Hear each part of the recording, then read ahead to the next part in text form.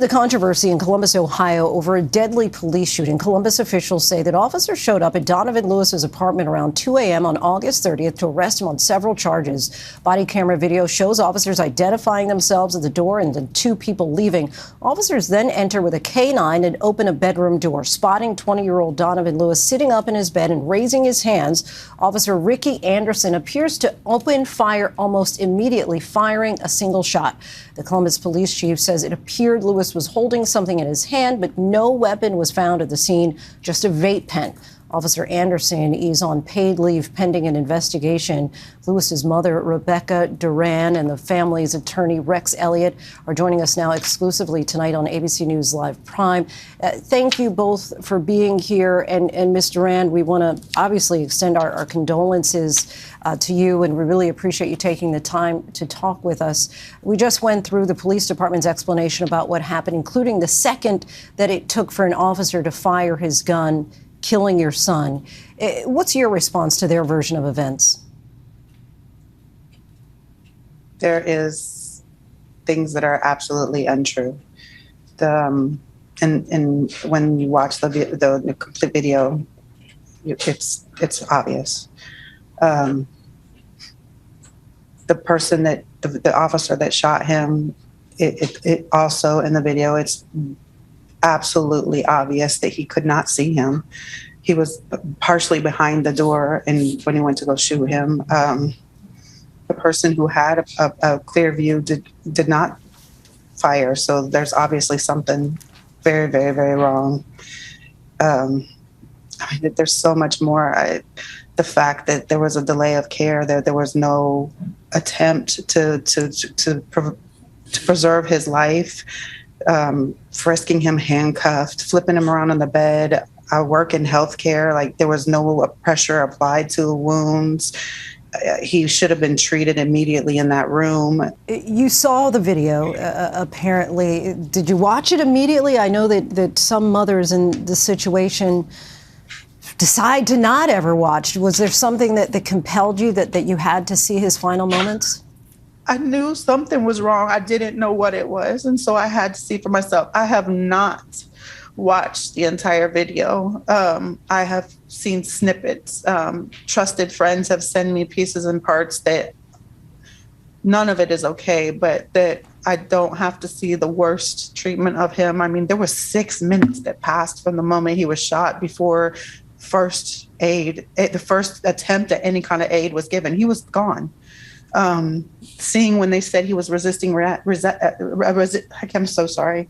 I have not been sleeping. Oh, we understand. Please don't apologize. Resisting arrest, right? Yes, ma'am. Yes, ma'am. He was limp. His own body weight is what they were fighting against.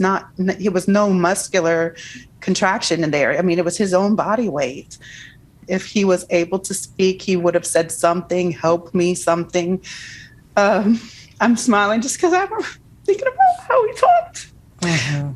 But if he was capable of talking, he would have. Mm-hmm.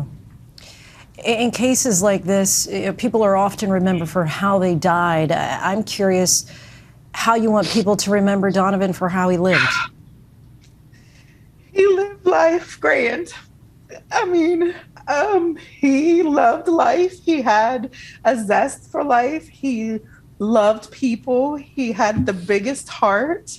The people that have reached out to me, teachers, coaches, a host of people throughout his life, his friends, all talk about his awesome sense of humor, his awesome smile, his beautiful eyelashes, how much he cared about those that were around him. Mr. Elliott, officers are saying that they waited several minutes at the front door and the bedroom door before entering. There's also their assertion that the officer believed that he was armed. From a legal standpoint, what do you think that officers could or should have done instead? Well, we first have to start with the fact that this arrest warrant was served in the middle of the night, which is a massive problem. There was no reason to serve this in the middle of the night and create the chaos that they did. Secondly, there was no reason for an attack dog to be in that apartment. The other two residents in the apartment came to the door and let the officers in. Additionally, Donovan was in the back of the apartment. There's no indication that he heard anybody at the front door. And the reality is that this police officer opened the door, and within a split second, he didn't have the time to perceive anything in Donovan's hand. Donovan, from the videos, his hands were down at his side. These police officers were screaming at him to come out of the room. He's getting out of bed like they are asking him to do. He's following police commands when he is gunned down in cold blood. There was no indication on this video that there was anything in his hand or any reason for this officer to use deadly force. You're filing a civil case against the city and Officer Anderson on behalf of the family. Can you tell us anything about the allegations that it might entail? Yeah, absolutely. It's a civil rights violation. It's excessive force. They used deadly force in a situation where deadly force was not called for. It was a reckless shooting. Ms. Duran, do you feel that race played a role here? Absolutely. Absolutely. Donovan himself, he wrote some journals that at a later date, I'll release them. In his own words, he was very, very adamant that people of color, he stressed that people of color, not just Black, but people of color are not treated equally. And that after so many years, and he talked about the civil rights movement. I mean, Donovan was an activist before he was the reason for an action. And Ms. Duran, as you know, the Columbus Inspector General is now opening a probe in this case.